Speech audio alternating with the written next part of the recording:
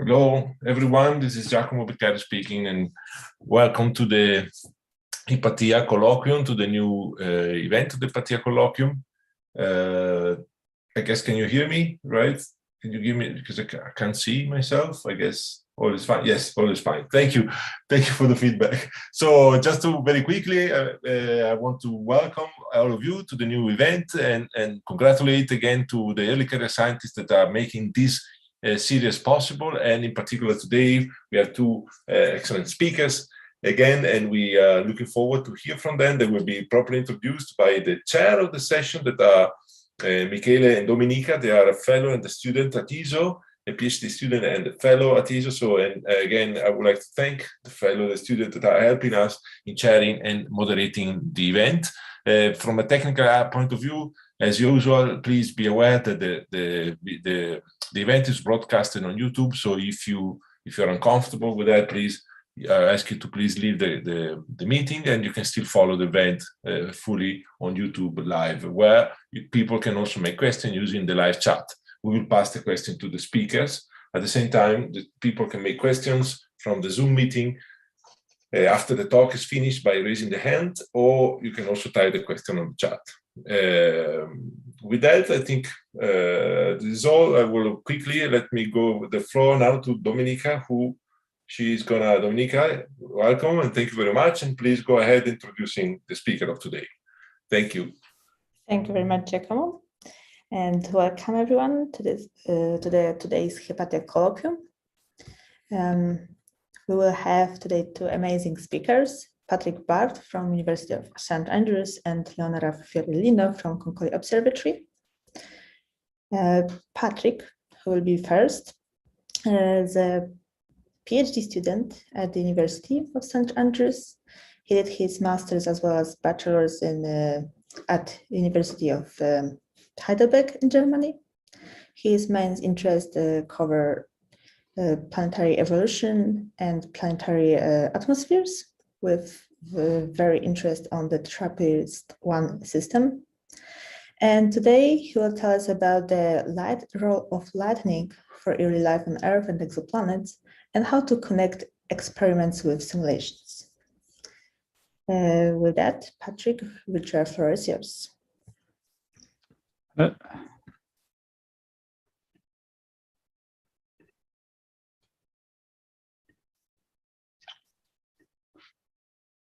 Okay. You should now be able to see my presentation. Yes, I do. Great. Okay. Well, thanks very much for this introduction and for giving me the opportunity to present my research here today. So in my interdisciplinary research project in St. Andrews, I'm trying to understand the chemistry that lightning induces in atmospheres of different planets, exoplanets, and Earth. And I'm trying to connect the experiments that I do in the lab with the simulations of planetary atmospheres. Today, I will mainly focus on the experimental side of my work, mainly the nitrogen fixation. So I'm first introducing you to the nitrogen cycle as it is today and as it was on the early Earth. I will then talk about the experiments that I did, in particularly how nitrogen can be fixed in different atmospheres, and then how we use nitrogen isotopes as fingerprints to learn about which nitrogen fixation processes took place. I will then shortly talk about what we've done so far on the exoplanet modeling part, that is mainly high energy radiation chemistry and prebiotic chemistry. And then we'll give a short outlook on the next step, which is to model lightning chemistry. Throughout this talk, I distributed a few of these gray boxes, which contain the most important take-home messages. Okay, so let's start with the nitrogen cycle. Nitrogen is a very important element. You can find it, for example, in our DNA. Here you can see it in one of the nucleobases. And it's stored in bonds with carbon and hydrogen. And nitrogen is plenty available on Earth around us in the atmosphere. 80% of the gas we breathe in is nitrogen. However, we can't just use this gas and take the nitrogen, plug it into our biomolecules, because it's stored in a very stable N2 molecule, which has a triple bond between the N nitrogen atoms. And so we need a lot of energy to break this apart. Life today found a clever solution to this problem. There are bacteria that live in the soil that just breathe in the N2 from the atmosphere and then produce different forms of nitrogens, like ammonium, nitrites, and nitrates, which then can be used by plants and other forms of life as nutrients. However, on the early Earth, right around 4 billion years ago, when life first originated, these bacteria weren't present. So in order to make nitrogen available for the earliest forms of life, we need abiotic processes. For example, lightning or other high energy events like impactors. They can then break apart the N2 molecules and make it available in other forms for life. So this process of nitrogen fixation is breaking apart N2 and transforming it into a form that is available for life. And the questions are now, was nitrogen fixation by lightning effective on early Earth like it is today in today's Earth atmosphere? And how do we know whether it was a dominant or at least an important source for fixed nitrogen on the early Earth?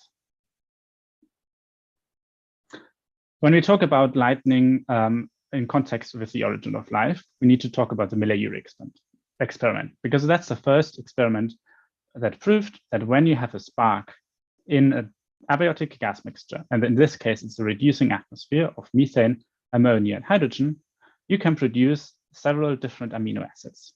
And that's really, really fascinating.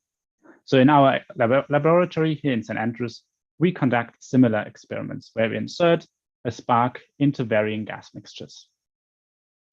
Now, the composition of those gas mixtures, we look at the evolution of Earth's history. So Earth's atmosphere, sorry. Here you can see the partial pressures of the most important constituents of Earth's atmosphere throughout time. And this is the geologist plot. So we start at 4.5 billion years ago with the Earth's formation, and 0 is today. And you can see we have on the early Earth during the Archean an atmosphere that is dominated by nitrogen and CO2, while oxygen was barely available. And then over time, the oxygen fraction increased, and today we have an N2O2 dominated atmosphere with only a slight contribution of CO2. And what we definitely can also say is that early Earth's atmosphere was very likely not as reducing as Miller-Urey thought. So what does now happen in our experiment? What chemistry is going on in the spark channel? So the interesting thing is whether we start with N2 or an O2 or N2 and CO2, what happens is very similar. In the spark channel, these molecules will be dissociated, so broken apart into their individual constituents, so that O from O2 or CO and O from CO2, and then also the nitrogen into N, and we produce a lot of NO in both experiments. And this nitrous oxide will then diffuse out of the lightning channel into the surrounding gas. It will further oxidize to NO2, and then this NO2 will dissolve into the water. There are also some other molecules that are produced, but this is the main pathway here. So once the NO2 dissolved into the water, it will further react to produce an HNO2 and HNO3, which will in turn produce the ions nitrate and nitrite. And in the lab, we can then take this water in our experiment and analyze it for the nitrite and nitrate composition. So I'm now going to show you my results of this experiment in a way that I'm showing you the energy yield of different types of molecules. The energy yield is given by the number of molecules of this species divided by the input energy. So that's the duration of the spark combined with the current and the voltage of the spark generator. And they're plotted for the different types of experiments we did. So we have varied the initial oxygen abundance in our experiment between 0 and 21%. So we have modern atmosphere 21. And then the potential Archean atmosphere was 0 oxygen, but therefore we added 20% of CO2, with the remaining gas being N2. And here you see our resulting energy yields. They're already combined in a few different groups of molecules. In red, it's the combined nitride and nitrate concentration, because these are the solids that we then find dissolved in the water. And then the gaseous species, the nitrogen oxides that we measure in the gas. That's NO and NO2. And when you combine them, you get these black dots, the overall nitrogen fixation. And the first thing here that we can see is that for all experiments, except for this very oxygen poor experiment here, for all of these other experiments, our overall nitrogen fixation rate is very similar, no matter whether we have an oxygen or a CO2 rich atmosphere. The only difference is the form in which this nitrogen is found. For the oxygen rich atmosphere, we have enough oxygen to further oxidize a lot of the NO we produce to nitride and nitrate, while in the CO2 experiments, this further oxidation is limited, and so most of the nitrogen is stored in NO gas. To compare our results to results presented in the literature, we can calculate from our energy yield an annual production. Therefore, we use a lightning flash rate of 44 lightning flashes per second. That's for the whole of the Earth. And that each of these lightning flashes has an average energy of 6.7 gigajoule. And this gives us then an annual production of all fixed nitrogen between 1 and 3 teragrams per year. Teragrams is the same as megatons. Now, how does this compare to previously reported results? Here I'm showing you 2 plots laid on top of each other. The first one is the same as on the last slide, with those large dots. And the other plot is taken from this review paper, and they collected nitrogen fixation rates from theoretical calculations, those are the gray dots, laboratory experiments, the black squares, field data, the blue triangles, and then some reviews papers. They are all for modern Earth atmosphere. That's why I removed the x-axis in this for this comparison. Just want to compare the range in y-axis between our values and the review data. And what we can see is that our overall nitrogen fixation rates fall very neatly into the range of previous experimental results in black, and in the lower end of the field data that was collected. So we can say that our spark experiments can be used to simulate real lightning conditions. And it also seems that nitrogen fixation is equally efficient in CO2-rich atmospheres as in oxygen-rich atmospheres.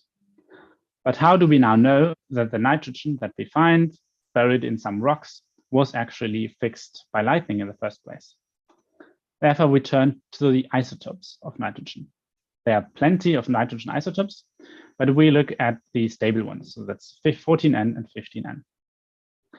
14N is by far the most abundant of the two, making up 99.6% of the nitrogen, and 15N only 0.4%. And also the changes between the fraction of 15N that we are looking at are very, very small. And so rather than giving the absolute value of 15N compared to 14N, we use this value called delta 15N. It measures the ratio between 15N and 14N of your sample in comparison to the same ratio of your standard, -1 and then in per mil. The standard is air, the nitrogen in the air. So air has, by definition, a delta 15N of 0. If this value is positive, we have more of the heavy 15N nitrogen. And if it's negative, we have more of the lighter 14N than in air.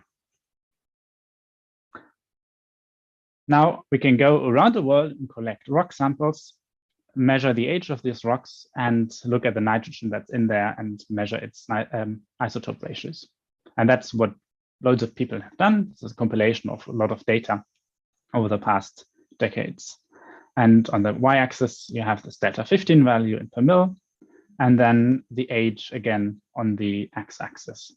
This usually goes back to 3.8 billion years, because due to the fact that the Earth's surface gets cycled regularly by plate tectonics, we don't have rocks that are older than 3.8 billion years. And what you can also see is that there is a large spread in these values. So where does this where does the spread come from? Now we look back to the nitrogen cycle. Each of these red arrows is a set of multiple reactions. It can be just forward equilibrium reactions or solubility of gases to a liquid species. And each of these reactions will favor either the 15N, the heavier isotope, or the 14N, the lighter isotope. Or maybe some of them actually don't favor any of this. So in each of these reactions, the ratio of 14N to 15N gets changed a little bit in different directions. So there's a unique profile or a unique delta 15N value that is produced by these reactions. And so by comparing the delta 15N value of our samples with the delta 15N value we find in the rock, those really old rock samples, we can say whether, or potentially say whether these samples were produced by lightning. These are now these measurements. So the delta 15N value of our samples of the dissolved nitride and nitrate against their combined concentration. I combined them because we can't separate between nitride and nitride in the sample. We just can measure their overall delta 15N value. And besides quite a bit of a spread, you can see that there's a nice trend. The more nitrate and nitride we produce, the lower their delta 15N value is. And also some results that we just got in yesterday. When we let our experiment, so this is now only for our potential alkene atmosphere, N2CO2. The blue dots are results from a few months ago where we put the water out of the experiment right after we turned off the lightning and put them into the freezer. And these orange dots are from recent experiments where we just let the experiment sit for a while. And even though we don't produce any more nitrate and nitride in those, when we let it sit for a while, we get much lower delta 15N values. They seem to all cluster around this minus 12 to minus 14. So the question is, or the idea is that this might be an equilibrium case, but we still need to think about this a bit more. But what does this now tell us when we compare it to the rock record? Well, if we look at those really old samples between 3 and 4 billion years ago, we find a few of them are negative. Some of them might even go below minus 5 to minus 10. So we can explain those, or we could explain those values with our lightning experiments, but there are also quite a few values that are larger than 0, or larger than our results. So we can explain some of those, but not everything. And maybe this is actually shows that biological nitrogen fixation started earlier than we thought. Now, the problem, or one limitation with our experiments, is that we can only simulate stuff that is happening over a small time scale and a small length scale. We are limited in the amount of the different gases that we put in, the energy and temperature and pressure we apply. If we now want to go and look at large-scale planetary atmospheres and lightning chemistry in those, we need to move to computer models. And so we use a 1D photochemistry and diffusion code, ARGO, that is connected to a very complex chemical kinetics network. So it's just well, not just, but it's more or less a long list of chemical reaction rates with carbon, hydrogen, nitrogen, oxygen molecules that we now can apply to an atmosphere. That can be a terrestrial planet like Earth or the TRAPPIST-1 planets, but it can also be a giant gas planet, for example, HD 189733b. And that's what we applied the code first. Why did we pick this individual planet? Mainly because it is a very well observed planet. So we already know quite a lot about it and its host star. And with space missions like the recently launched James Webb Space Telescope, we might be able to probe in detail the atmospheric composition of such giant gas planets. And so we can test our simulations. We won't be able to do this for Earth-like planets until at least the next generation of telescopes. That's why we focused in this study on HD 189, the hot Jupiter. And we also didn't just apply a lightning model into this planet, because when we eventually observe this planet with James Webb, we need to distinguish different processes that might lead to similar effects. For example, besides lightning, other high energy processes can have a similar effect on the chemistry. And in this study, we looked at the effect of high energy radiation coming from outside onto the atmosphere. And in this particular study, it was protons and X-ray radiation, X-ray and UV radiation from the host star, and cosmic rays on the night side. And we looked what effect this has now on the prebiotic chemistry of the planet. In particularly here, I'm showing you the abundance of the amino acid glycine. That's the simplest amino acid, and it's also one of the amino acids found in the original Miller-Urey experiment. And I plotted the relative abundance of this amino acid against the depth of the atmosphere. So the pressure gives us the height of the atmosphere with the top of the atmosphere up here and the bottom of the atmosphere down here. And you can see that in the top of the atmosphere, the day side, the X-ray and UV radiation and the stellar protons strongly enhance the abundance of glycine. However, we are talking about very low abundances, so we won't be able to observe this with any telescopes, space or ground-based. But there are other molecules, simpler molecules, that are precursors for the formation of glycine and other biomolecules. For example, ethylene. And these are similarly enhanced on the day side in the upper atmosphere, but at much higher abundances, around up to 10 to the minus 7. And these abundances are actually observable with the James Webb Space Telescope. There are also other molecules like hydrogen cyanide and formaldehyde. And all these are potential observable signatures of prebiotic chemistry. And as I said, the next step is now to look at the lightning chemistry. And in the first step, we modify the code to allow for a temperature decay from 10,000 Kelvin to 300 Kelvin over the course of a millisecond. And this is the result for this case in a hydrogen helium atmosphere, but we are only at the beginning of this step of the project. Okay, so today we talked a bit about the nitrogen cycle today and on early Earth. So that nitrogen fixation is the process of breaking apart nitrogen to make it available for life, and that lightning can fix nitrogen aberratically.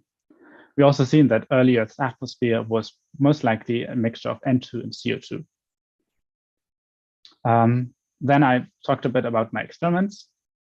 We've seen that nitrogen fixation is equally efficient in N2-CO2 atmospheres as it's in oxygen-rich atmospheres. And we saw that spark experiments can be used to simulate real lightning conditions. Then we looked at the nitrogen isotopes, talked about that each reaction changes the delta 15N value in a unique way, and therefore you can use this to track your chemistry. And we've seen that we can explain some of the negative delta 15N values that we find in really old rock samples, but not everything. And that might be a sign for an early onset of biological nitrogen fixation. And at the end, I also shortly talked about our simulations and shown that HCN, formaldehyde, and ethylene are potential observable signatures of a prebiotic chemistry. Thank you very much. Thank you, Patrick, very much for the very interesting talk. I invite people to ask questions, and while everyone is thinking, I will take advantage of being the chair, and I will ask you to go back one slide to this very busy plot, and as if you could explain it a bit more, because there are so many lines that I felt lost a bit.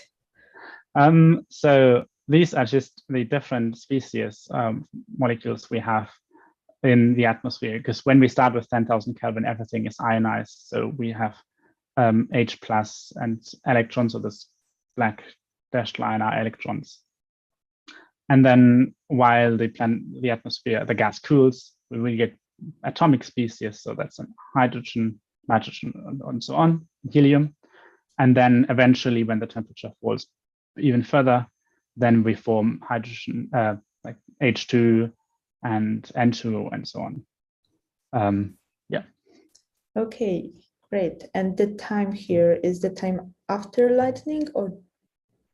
I mean, so this is when the time after you have your peak temperature. So which is eventually then 10,000 Kelvin and then goes down. Lightning also starts actually, like in the lightning channel, you will have even higher temperatures. But it's really hard to model those, because it's really, really fast what's going on there. And because the equilibrium temperatures, or the freeze-out temperatures for any chemistry, so the temperatures where your reactions are slower than the cooling, and therefore you get changes in the actual changes in the composition, happens at much lower temperatures. So there's not much point in trying to get the code to simulate 30,000 Kelvin. That's why we only started at 10,000. But yeah, this decay curve is taken from lightning observations. Oh, that sounds interesting and very promising. So do you have any feeling of what kind of planets we could observe with James Webb to actually test those models? I mean, how massive the planet should be, or how close to the star? I think our best bet here is indeed to look at hot Jupiters like HD 189 and 33b, because they will give us, I think, the highest signal to noise ratio. I'm not an observer, but that's what I think. And we've seen lightning in Jupiter's atmosphere, so we would expect them also to have lightning, a very turbulent atmospheres. And so hopefully they also have a lot of lightning, which will increase the chance that we can actually spot some of the changes there in the atmospheric chemistry. Okay, thanks. We have a question from Giacomo. Yes, thank you, Dominika. Thank you, Patrick. Very fascinating topic. I agree with Dominika, and in fact, it's also very nice to see, I mean, experimental physics in a sense, see experiments. So it's really beautiful. But can you go back to slide 19, where you show the amount of the negative values, right? And because so I was just looking at the so you said that you can somehow reproduce experimentally, so explain a bit experimentally how this happened. But I was looking at these orange points. They were it's like there is a recurrence that is a lot of negative, around 2.7 giga years, right? So so I was wondering, is this what is an evolutionary effect? Is that what's the reason for that? I actually don't know what exactly is responsible at 2.7 billion years ago, but we know that as soon as biological nitrogen fixation sets in, it becomes very quickly the dominant process. Oh, okay. In particular, in this time of before you have a lot of oxygen and where you don't have so much CO2 anymore, nitrogen fixation will be less efficient anyway by lightning. And so biological processes will be much more important. You also have the problem that the rocks itself will undergo changes over time, and therefore you can't always say that the nitrogen that we now measure to be -5 or -10 was actually -5 or -10 when it was first deposited there. I see. Okay. Good. Thank you very much again. Thanks. I actually have a question to the same slide. So you said that you hypothesized that the orange dots here on the left plot, that there could be kind of an equilibrium level, but it seems like those points are low, very much below the measurements. Could you explain that, or could you elaborate about that? Yes. So what we expect, why those orange points are lower than these blue dots, is that if you let the your solution with the nitride and nitrate in contact with the gas, where you still have NO and NO2, that there's an exchange taking place between the nitrogen oxides that are dissolved in the water and those in the gas. And therefore you will slowly change the composition of the nitrate that's there.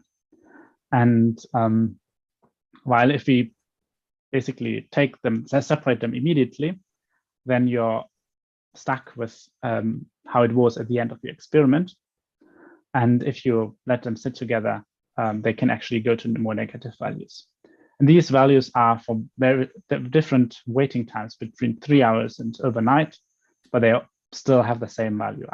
I know there's only a few data points, so it's hard to exactly pin it down, but at least that's our interpretation of it. Yeah, okay, that sounds promising. I don't see more questions, so thank you very much, Patrick, for this wonderful presentation.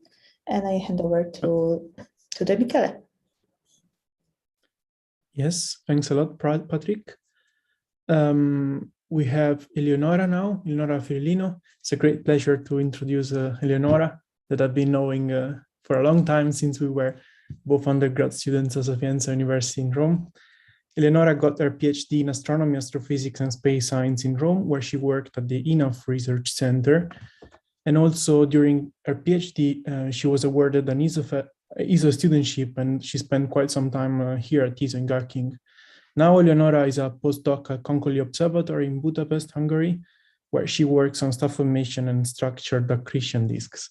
And today she will tell us about some of her recent research work in a talk entitled "The Mass of Young Stars Like to Play Hide and Seek." Eleonora, the floor is yours. Yes, thanks a lot. Thanks for this really nice introduction, Michele. It's a pleasure being introduced by you. And thanks to all the organizers as well for giving us this really nice opportunity of about the Hypatia Colloquium. And also thanks to all my collaborators you can see listed here. Without their help and support, anything of this would be possible. So yeah, let's talk about the mass of young stars in general, which likes to play hide and seek. And let's start with the star formation scenario. So we will focus on the low mass, so everything below 2 solar masses. And according to the current star formation scenario, those objects formed from the so-called prestellar cores, which are roundish objects composed by dust and gas, whose spectral energy distribution can be modelized as a gray body, which peak at about 250 microns. In this stage, there is no star, but if the mass of those sources is large enough, they can eventually collapse into a protostar. Those objects are named young stellar objects because are composed of many things. So there is right at the beginning, during the so-called class 0 stage, the central star, surrounded by a disk and an envelope. But this envelope during this stage is so optically thick that we cannot see the star. Indeed, the SCD is still a gray body function, even if the peak is shifted towards shorter wavelength. But then by time passes, the envelope starts to dissipate, and we can see on the SCD the central star contribution modelized as a black body in the near infrared, but still the most important contribution is represented by the so-called infrared excess, which basically traces during class 1 stage the activity of the disk and the envelope, which is still there. Again, by time passing, we moved to the so-called Premium sequence phase. And for the first time, we are able to see on UVB visible wavelength range the contribution of the star that now is the most dominant according to the SCD, and but also the disk activity is still there, and those objects are possible to be studied also in the infrared. Then by the time passes again and the disk also dissipate. This is the class 3 stage, and the temperature, the internal temperature of the star increases up to 10 to the 7 Kelvin, the hydrogen burning stars. Now the star with its planetary system enter in the main sequence, and this is how a star forms. So the star formation is not an efficient process. There are several ways to compute the efficiency of the star formation, and one of these is to compare the initial mass function to the core mass function, which are the statistical mass distribution of both main sequence and prostellar cores. Here you can see an example for the Serpens region, whose efficiency is 0.2, but in general, results are between 0.2 and 0.4 for different stellar region. The efficiency really depends on the region. But however, during the star formation process, more than half of the prostellar core masses do not contribute to the main sequence stellar mass. So the question is, what happened during the star formation? What happened to the mass, all the mass contributions? And in particular, how stars collect their mass during their formation. To answer this question, we should introduce the magnetospheric accretion scenario. So according to this scenario, the envelope, in particular during the early stages of the star formation, feed the disk. And from the outer part of the disk, the material arrives to the internal part of the disk thanks to the viscosity and winds. It reaches the magnetospheric lines, and by following them, it shocks onto the central objects, accreting the mass of the central star. But to conserve the angular momentum, as long as the mass is accreting onto the central star, it is also ejection. There is also ejection through disk winds and jet. Because all of this occurs at really small spatial scales, we cannot see it by imaging. We need a spectroscopy to study such phenomena. And in particular, we can directly measure the accretion luminosity by analyzing the Balmer jump.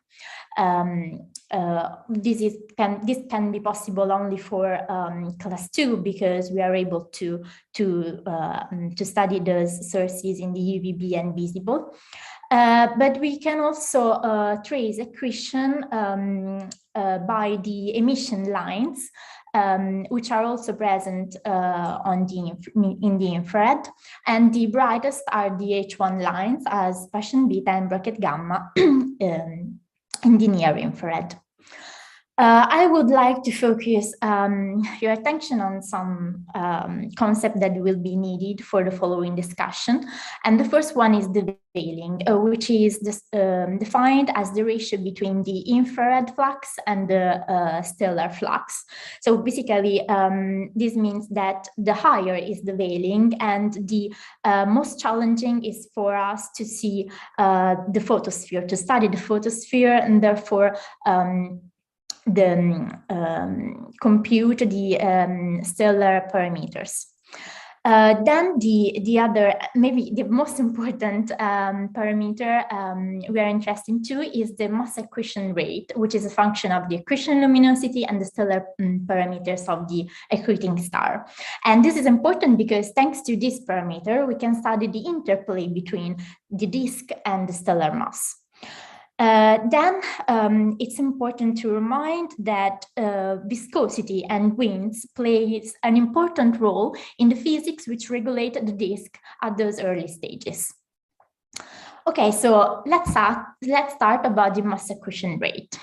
According to the models, the mass accretion rate is supposed to decrease within the time, and we can distinguish a so-called steady accretion, the trend is highlighted here, but also an eruptive accretion. So this, thanks to the, because of the instability of the disk, which can happen, some sources can experience such extremely, really strong outbursts.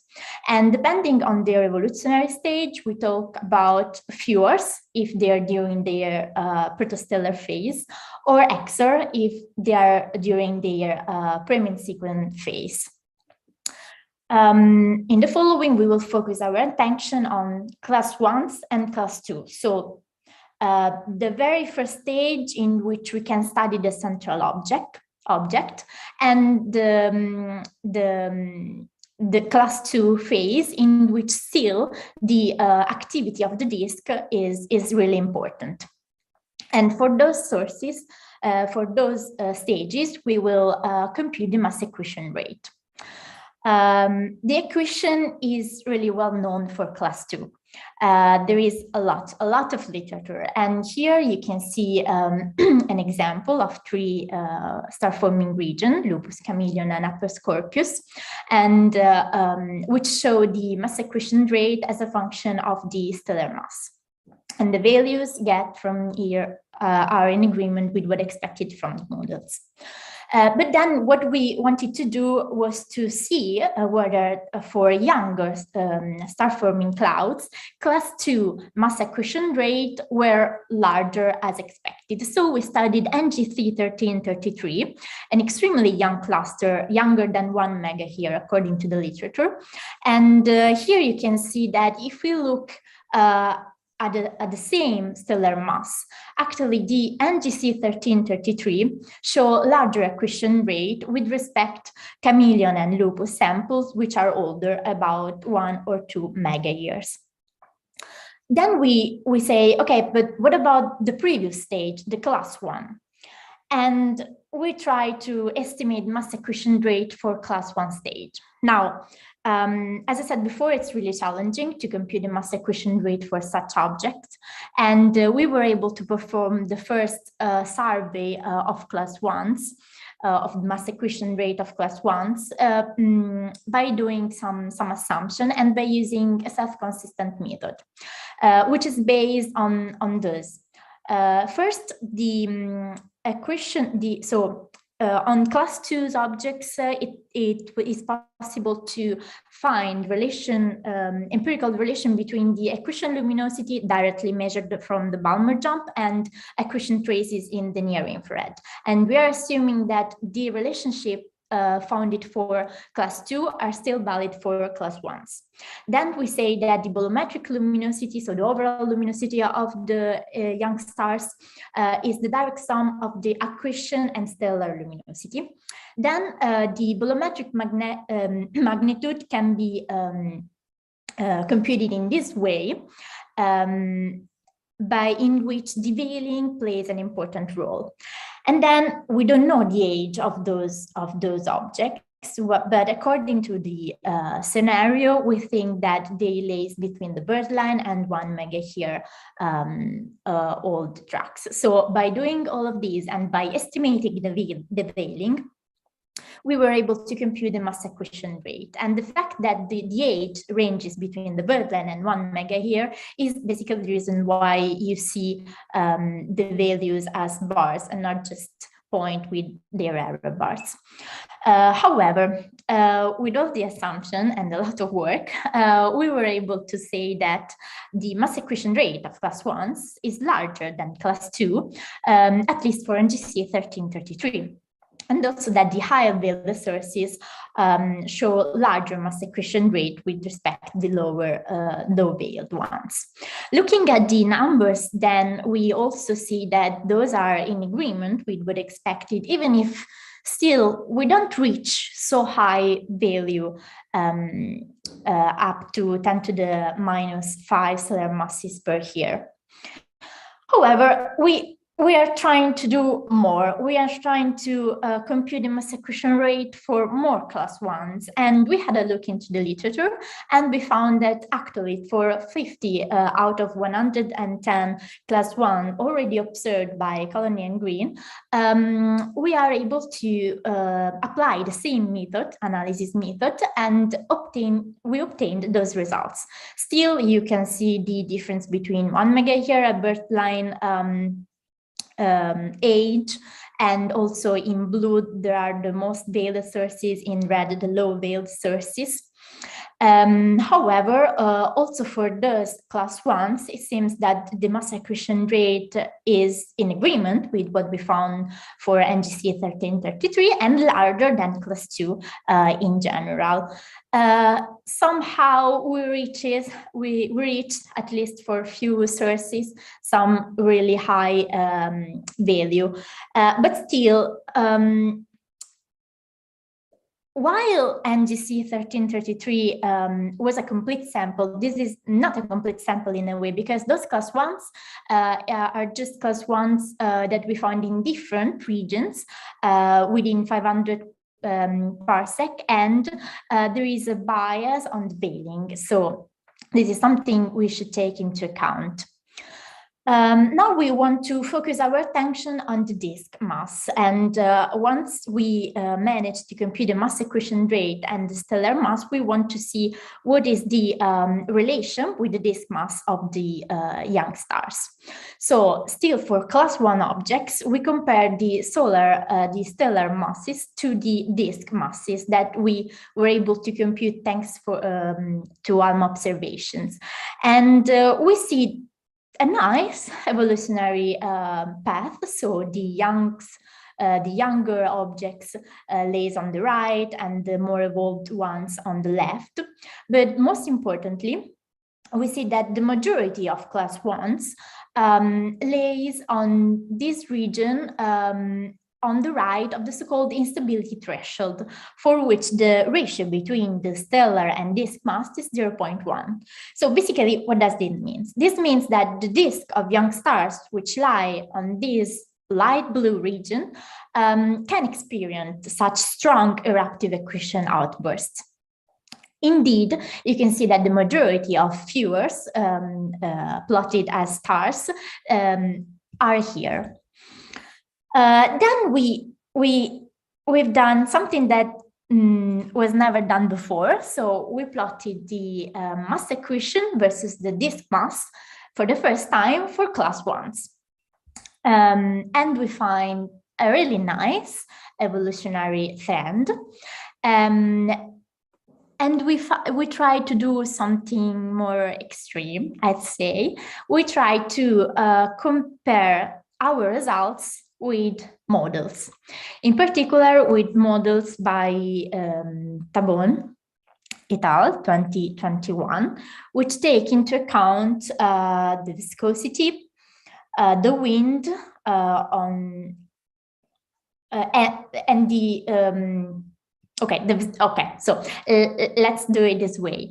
The pink dashed line corresponds to a model in which only the viscosity is considered. The hybrid one, the viscosity and wind effects are equally important. And for this line, the wind is the major contribution to the disk activity. So this plot shows basically two things. One is that we can do this kind of comparison, but for this sample, we cannot really draw a robust conclusion, final conclusion, because we're not comparing class 1 and class 2 on complete samples on the same star-forming region. So we need to do this, but if we will get new observation of class 1 and class 2 of the same star-forming region, then we will be able to see which is the model that works for that region, and then constrain the initial disk mass, which is extremely important for our study of the computation of the mass of young star, but it's also important for the planet formation. Okay, we are also interested on the envelope, that it's important for the early stages of young stars. And according to some models, the accretion rate is controlled mostly by the envelope. And in particular, at the very early stages, class 0 and class 1, the material will directly arrive onto the central star from the envelope, not passing through the disk and through the magnetic field lines. So to test this theory and also to analyze this phenomenon, people are computed the so-called mass infold rate, so the amount of material which accrete directly into the star from the envelope. And the most recent estimate provided by ALMA observation report results which varies between 10 to the -6 and 10 to the -7 solar masses per year. Now, the error bars on this of those estimates are quite large, and there are a few of those estimates, so we need more and eventually more accurate estimates of mass infold rate, but it's really important to answer the question, is the class 0 the stage in which the mass is already set? Okay, I would like to conclude this talk with some alerts. Indeed, we looked at the results about class 1s with some observational bias, because we analyze only low-veiled sources, but this is because we are able to compute the veiling, which is extremely important only for low-veiled sources. So in a sense, there is this problem, but also it's important because we can think about the results I already shown as sort of lower limit. So probably the mass accretion rate also during class 1s can be larger than what we look at. And for doing this, we need complete sample of a single star-forming region to draw robust conclusion, both for the mass accretion rate versus the stellar mass, but in particular for the mass accretion rate versus disk mass, to be able to get initial condition of the disk. And all of this was for single star, but what about binary systems? A lot of work highlight that the multiplicity of the system affect the mass accretion rate. Also, there are outflows. So we talk about the mass accretion rate, the mass infold rate, but we should take into account also the mass which is ejected during all the process. And also, young stars have photometric variability. So what we've done was to observe the class 1 and class 2 in a certain moment. But then each source experience a certain variability. So the situation is even more complicated. And lastly, this is only for low mass stars. So we are far away from getting a general and detailed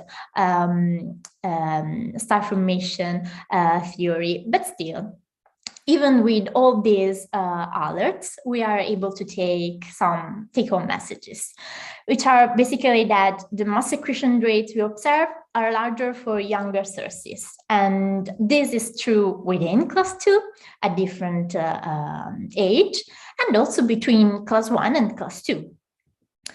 We analyzed class 1 in different regions, but again, I will insist on this. We need complete survey in a single star-forming region to draw a robust conclusion, especially for the mass accretion versus disk mass relation.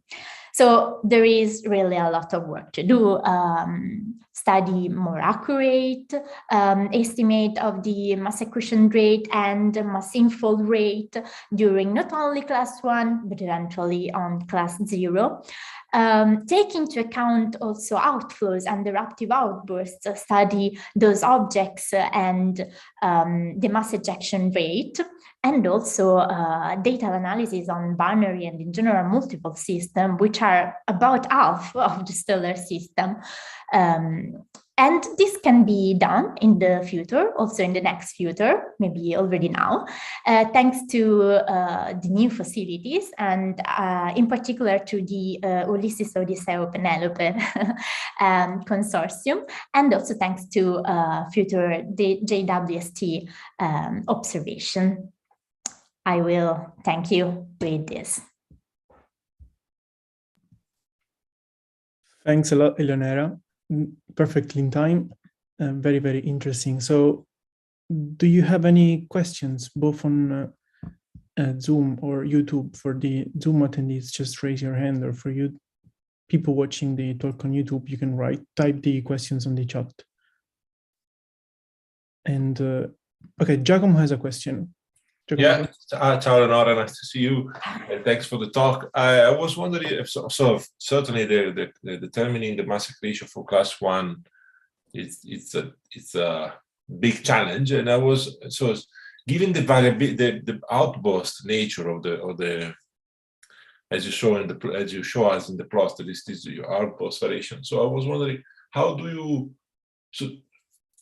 So basically, the mass accretion that they are evaluating is the one that you get out of the spectra. For example, you should use as I guess you shoot the spectra in that moment of the observation. So do you see variability in the mass accretion rate? Let's put it this way, if you have multiple detections? Well, not in this for this study, but in general, yes, the mass accretion rate varies within the time. So for example, if you look at, how can I go back? Sorry. So here, basically, there are a lot of works dedicated on binary system, but you can see some accretion variability also for single stars, and you will see that the mass accretion rate varies within the time. Now, it varies depending on what's happening. So for single stars, you don't expect a lot of variation within 0.2 variability in the magnitude, and also the mass accretion rate varies, but is of the same order of magnitude. If you look at the XORs, for example, or FURs, then you see that the mass accretion rate varies a lot within order of magnitude. Yes. Yeah, indeed. Okay, because at that point, the comparison. So I was wondering how difficult it is to make a comparison of classes, for example, at different ages, or when you have such a variability inside. So okay, statistically, probably you can do it. I mean. Yeah, exactly. It's really challenging, and it's not.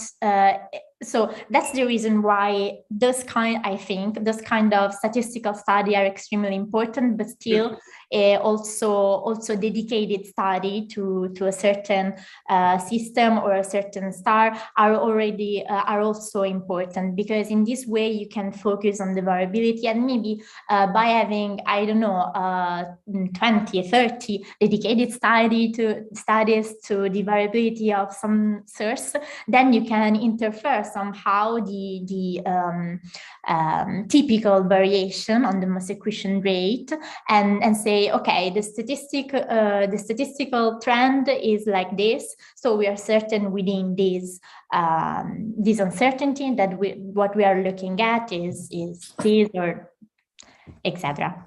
Yeah. But of course, the variability is a problem.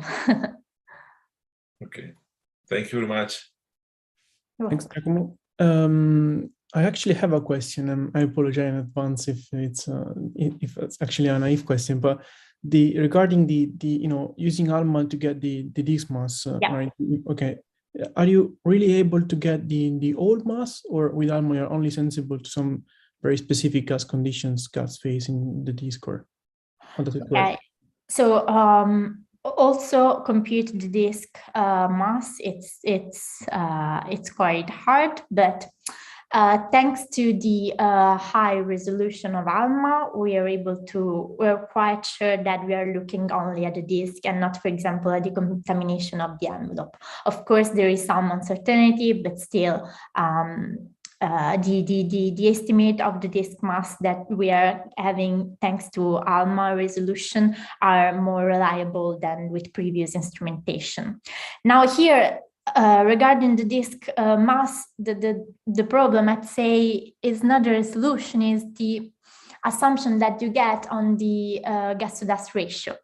So, for example, in here we use 100 because it's what people do. So it's also it's a nice approximation, and it's also useful to compare our results with the already present in the literature. But still, some works are showing that the gas to dust ratio varies within disk. So, but I wouldn't expect that I wouldn't expect the disk mass to change within an order of magnitude or a lot, but just, a little. Sure. So the evolutionary scenario that you're suggesting will still hold. I don't think so. Oh, and if I can, I forgot to explain here the difference. I forgot to tell you what are those orange dots, because the red are class ones that we computed. The purple ones are the already computed, so NGC 1333 and a couple of other class ones with the same method. But orange circles are class 0 and 1, for which mass accretion rate, disk mass, and stellar perimeter were computed in other method by using other techniques. So it's just a reference in here. Yeah, sorry. All right, good. Thanks a lot for explaining. So we are running out of time. So yes, just thanks again, Eleonora and Patrick. It's been great, and thanks to all the attendees to watch the talks, follow the talks. And yes, that's it. Have a nice afternoon, everyone. Thank you, you all. Bye-bye. Bye. Thank you, bye. Thank you very much. And thank you, Thank you. Michele and Dominica, for chatting.